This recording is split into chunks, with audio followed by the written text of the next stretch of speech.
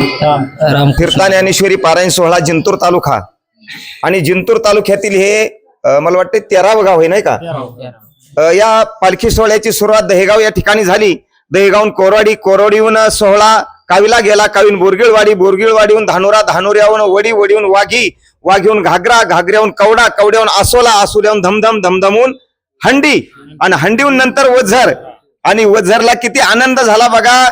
पंचमुखेश्वराचं मंदिर आहे आणि या ठिकाणी हा सोहळा थांबला म्हणल्यापेक्षा इथं कळस बसला या सोहळ्याला. कारण शिवपीठ हे जुनाट, ज्ञानाबाई तेथे मुकुट, पण पंचमुखेश्वर हे जुनाट आणि ज्ञानेश्वरी येथे मुकुट. 200च्या पुढे जवळपास 250 पर्यंत गेल्या महाराज आज पारायण करते. म्हणून एकदा यांच्यासाठी आपण टाळ्या वाजवू. आणि काही गावातील पारायण करते तरुण आहेत, आपण त्यांच्या सोबत बोलणार आहोत. रामकृष्ण आहे दादा. रामकृष्ण. तुम्ही किती बसले होते मुलं आणि मुली सगळे एकूण पारायणाला?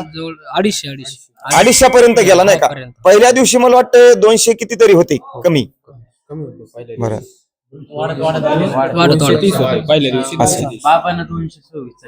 बरं. आता लोक तुमच्या गावामध्ये 12-13 सप्ताह होतात. त्या सप्ताहामधल्या पारायणामध्ये या पारायणामध्ये काय वाटलं? अंतर कसं वाटतं? उत्साह या सप्त्यामध्ये जास्त उत्साह वाटला तिथं. आणि 5 ते 7 माणसं आणि इथं पब्लिक म्हणजे जास्त गावामध्ये एक वेगळं म्हणजे एक माऊलीची झालं समजा. बरं, पारायण करत असताना काही मुलाला गुडघे लांबून बसण्याची सवय आहे, तर काही मुलाला तंबाखू किंवा गुटखा खाण्याची सवय. या व्यसनापासून एवढे तरुण तुम्ही कसे प्रवृत्त केले बरं? हे कसे राहिले बाजू? माऊलीची कृपा. व्यसन जरी असलं पाय लांबून आणि किंवा तंबाखू कोणीही ज्ञानेश्वरी वाचत्या वेळेस खाणार नाही याची सर्वांनी दक्षता घेतली. आणि सगळ्या गोष्टी नियमाने व्यसनमुक्त समजा व्यवस्थित. आणि व्यासपीठ चालक कोण होते म्हणजे हे करण्याकरता तुम्हाला मार्गदर्शन? समजा रतन महाराज मोरे, स्वामी महाराज. काही बाहेरगावचं सहकार्य लाभलं का काही? हो, सज्जन साईकडा, जनार्दन महाराज होते. जनार्दन महाराज, राम महाराज पण आलते वाटते. हो, राम महाराज, श्रीरंग महाराज पण आलते काही दिवस. वा. बरं, तुमच्या काही ज्ञानेश्वरी वाचत असताना आठवणीत वया गेल्या का अशा काही? हो, गेले ना. बर, सांगा एखादी जर तुमच्या कंठस्थ असेल. कंठस्थ म्हणजे जो अज्ञान गा पांडवा तोही तोची जाणावा, जो इंद्रिय आवासा चारी रथ. बरं, या वयीचं थोडं चिंतन आमचे परमेश्वर महाराज आलेले आहेत, त्यांच्याशी बोलणार आहोत. बरं, महाराजाची मनस्थिती नाही. काय म्हणले वयीची पहिली खांडी सांगा आम्हाला. जो अज्ञान गा पांडवा तोही तोची जाणावा, जो इंद्रिय आवासा चारी रथ. जो अज्ञान गा पांडवा, या ठिकाणी माऊली अज्ञानाचं लक्षण सांगतात. जो अज्ञान गा पांडवा म्हणजे अर्जुना ऐक, अज्ञानाचं लक्षण तुला सांगतो. जो इंद्रिया काय म्हणले? पुढची खांडी सांगा. जो अज्ञान गा पांडवा तोही तोची जाणावा, जो इंद्रिय आवासा चारी रथ. जो इंद्रिय आवासा चारी रथ, जो आपल्या इंद्रियामध्ये रथ झाला. इंद्रिय काय सांगतात? डोळ्याचा रूप विषय, कानाचा शब्द विषय, जिभेचा रस विषय, नाकाचा गंध विषय, हातापायाचा स्पर्श विषय. असे जे इंद्रिय सांगतात इंद्रियाचा ऐकतो. म्हणून माऊलीने ही दुसरी एक वही तुम्ही ऐका. इंद्रिय काय करतात? पाहेपा बापा विषयाची मधुरता, झनी आवडे उपजे चित्ता, परिणाम विचारिता प्राणुहारी. प्रत्येकाला काय आवडतंय? विषय आवडतात. आणि त्या विषयाचा परिणाम काय? कॅन्सर सारख्या, टीबी सारख्या वेगवेगळ्या बेमाऱ्या होत्यात, किडनीवर सूज येते, अनेक बेमाऱ्या होऊन ते त्याच्या अधीन पडतात. म्हणून अज्ञानी व्यक्तीचं लक्षण सांगितलं. पुढची सांगा. रिगे जिथे ना रिगावे, पर्श जेथे नाही लागावे आगमन. बरं, म्हणजे जिथं नाही जायचं तिथं जातो, ज्याला स्पर्श नाही करायचा तिथं स्पर्श करतो. वा वा. पुन्हा किती पाठ झाले अशा? दुसरी 10 वेळी झाली अशा. बरं, वा वा, धन्यवाद. 13व्या अध्यायामधली 70वी ओवी. म्हणजे रनिंग मध्ये तुम्ही हे किती दिवसात पाठ केल्या बरोबर? हे 7 दिवसामध्ये समजा रनिंग मध्ये जे वाटल्या समजा. बघा, ज्या ज्या वया आवडल्या आणि त्या अंतकरणामध्ये आपल्या भिडल्या. कारण अर्थाविन पोथी वाचू नये, नाही का? आता आपल्यावर भोले शंकराचीच कृपा म्हणायला हरकत नाही. आपण त्या दिवशी सांगून गेलो की वझरमंदी ज्ञानेश्वर्या कमी आहेत, आपल्या गावाला ज्ञानेश्वर्या मिळणार आहेत. आणि त्या ज्ञानेश्वरी आपल्याला नुसती पारायण परत नाही घ्यायची. बरं, प्रत्येक ओळी खाली अर्थ. आज आपला जो वेळ खर्च झाला, या वेळाचं फळ आलं. एका व्यक्तीच्या एवढ्या जर वया पाठ होत असती तर प्रत्येक रोज ज्ञानेश्वरी नेमान वाचाल ना, हो नाही का? आणि रोज जर ज्ञानेश्वरी वाचली तर नामदेवराय म्हटले का महाराज एकतरी वही जनाबाई म्हटल्या नाही का, नामा म्हणे ग्रंथ श्रेष्ठ ज्ञान देवी आणि एकतरी वही अनुभवावी. ग्रंथ असा श्रेष्ठ आहे ज्ञानेश्वरीचा, त्याच्यात त्या एका जरी वहीचा अनुभव घेतला, हे अक्षर नव्हती देखा ब्रह्मसाम्राज्य दीपिका, हे अक्षर नाही तर ब्रह्मसाम्राज्याचं काय आहे, दिवा आहे. आणि ज्ञानेश्वरी म्हणजे ज्ञानेश्वरी नाही, ज्ञानराज माझी कुर्बाची मावची मावली, कोणाची माऊली? योग्याची योग्याची माऊली. आणि त्यानं काय निर्माण केलं? जेने निगमवली प्रगट केली. औषधी वेगळी आणि ओली वेगळी. ओली ही अमर असते, ओली कधी सुकत नसती. ज्ञानेश्वरी एक दिवा आहे, निर्वातीचा दीपू आणि नेने कदा काळी कंपू. आपल्याकडे थोडी वेळ आहे कीर्तनाला, अजून कोणाचं काही मनोगत असेल पारायणकर्त्यांचं तर आपण या ठिकाणी ऐकू. इकडे पाठीमागे टेलर आहेत, मिस्त्री पण आलेले आहेत. दांडगे या तुमचा थोडा अनुभव सांगा, कारण वेळ भरपूर आहे.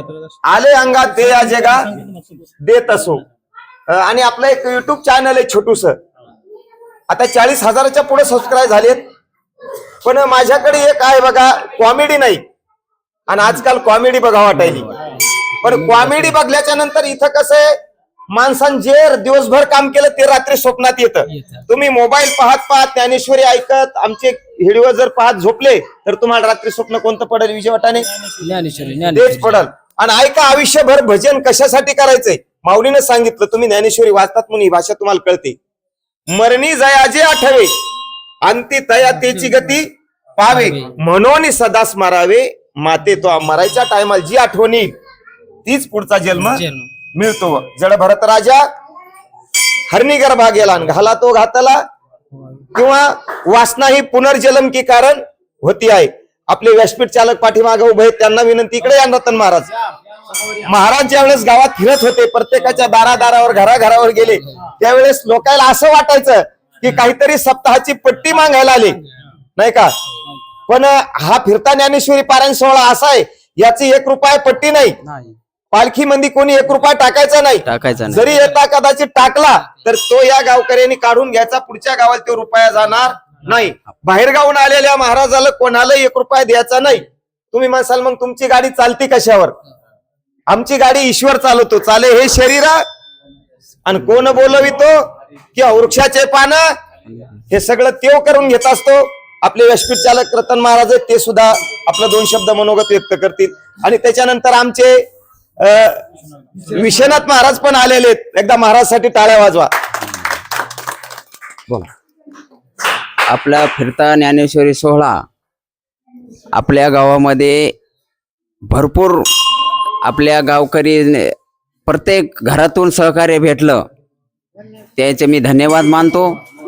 आणि मी ज्यावेळेस घरी गेलो त्यावेळेस संतांचं वचन घेऊन घरी गेलो की बाबा आपल्या फिरता ज्ञानेश्वरी सोहळ्यामध्ये तुम्ही एक तरी घरातून माणूस पारायणासाठी यावं अशी विनवणी केली संतांचं वचन म्हणून. आणि ते वचन त्यांनी मान्य केलं. पण त्याच्यामध्ये एक असं ठरवलं आम्ही की आम्हाला असं हे आलं, मी त्याच्याकडून प्रतिक्रिया भेटली की म्हणे महाराज आमच्याकडे टाइम नाही, आणि टाइम नसल्यामुळं आम्ही बसू शकणार नाही. मग मी म्हणलं तुम्हाला टायमाची वेळ सुद्धा कमी करतो, आणि आमच्याकडे पुन्हा म्हणले ज्ञानेश्वरी नाही तर ज्ञानेश्वरी सुद्धा आणून देण्याची व्यवस्था करीन.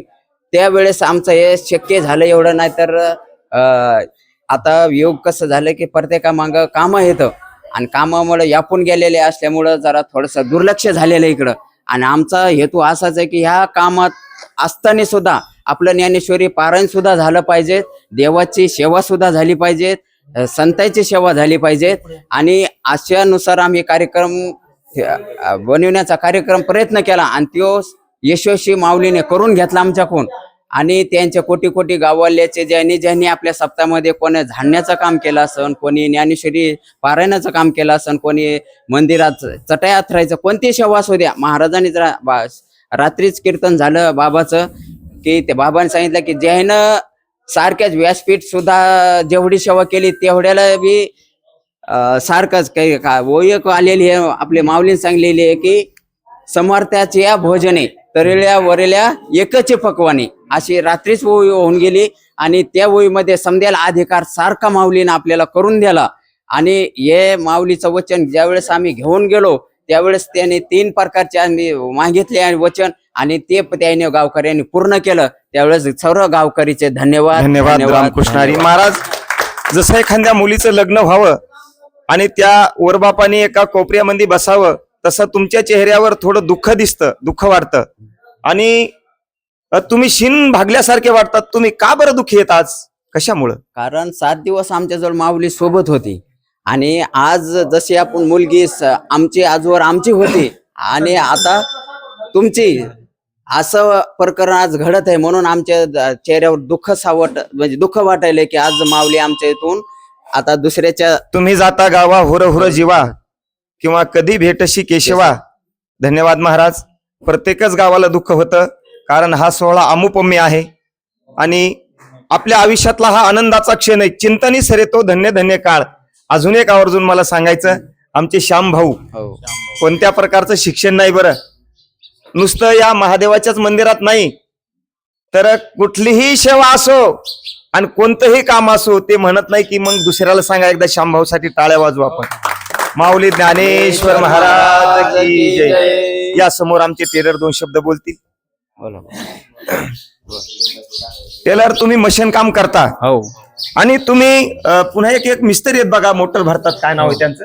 प्रल्हाद मते. तुम्हाला या एवढ्या व्यापमधून वेळ कशी मिळाली? आणि पारायणाला तुम्ही म्हणजे नुसतं आपण एकट्यानंच घरात वाचवत बसल्यापेक्षा तुम्ही आम्ही खेळी मिळी सर्व एवढे तरुण एकत्र कसे आले बरं, त्याच्यावर सांगा थोडं. एकत्र म्हणजे आमचे रतन महाराज घरी सहकार्य लाभलं आमचं. त्या म्हणजे प्रत्येक घरी जाऊ जाऊ आपल्याला पारायण करायचं गावात. या आपल्या ज्ञानेश्वरी फिरत्या पाण्याचं आपलं पुढं चांगलं, त्याच्यामुळं रतन महाराजामुळं आमचं पारायण घडलं. आमचे कमलाकर दादा मोरे आहेत, ते पण 2 शब्द बोलणार आहेत, कारण त्यांनी भरपूर वेळ दिला पण ते नाहीत बोलू शकत, कारण आज सर्व दुःख आहे. माऊली जाणार असल्यामुळे लागलेच आता कीर्तनाला सुरुवात होणार आहे. जाता जाता सांगून जातो, माझं एक युट्यूब चॅनल आहे. आपल्या गावात बऱ्याचशा लोकांनी सबस्क्राईब केलं नसेल, कोणाकोणाला माहित बी नसेल, आणि चॅनलचं नाव सोपं आहे, सज्जन महाराज पजई. आणि कमेंट मध्ये सांगा तुम्हाला मी जे दाखवतो व्हिडिओ, मी नाही दाखवत ते माऊलीच बुद्ध्या देतात, पण तुम्हाला कसे वाटतात कमेंट करजा. आता इथून पुढे पूर्ण तालुक्यात पालखी फिरणार आहे, आपलं चॅनल सोबतच राहणार आहे. माझे जोपर्यंत गुडघे आणि डोळे काम करतात तोपर्यंत माऊलीच्या चरणी विनंती आहे की हे कार्य बाहेर पसरण्याचं पोहोचवण्याचं जे कार्य माझ्याकडून घडतं हे असंच अविरत घडत राहू. आणि आपण या ठिकाणी थांबू. माऊली ज्ञानेश्वर महाराज की जय.